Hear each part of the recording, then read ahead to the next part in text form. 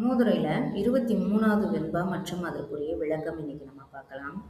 கற்பிளவோடு ஒப்பர் கயவர் கடும் சினத்து பொற்பிளவோடு ஒப்பாரும் போல்வாரே வில்பிடித்து நீர்கிழிய எய்தவடு போல மாறுமே சீர் ஒழுகு சான்றோர் சினம் அப்படின்னு.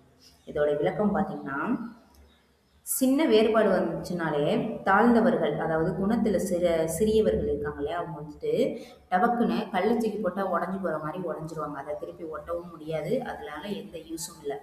ஆனா குணத்துல உயர்ந்தவர்கள் இருக்காங்க இல்லையா, சான்றோர்கள்னு சொல்லக்கூடிய பெரியவர்கள் என்ன பண்ணுவாங்கன்னா, பிரிஞ்சு போனாலுமே தங்க தகடை தூக்கி கொடுக்கும்போது உடஞ்சா திருப்பி சேர்த்தாலும் அது நல்ல பலன் மட்டும்தான் கொடுக்கும்.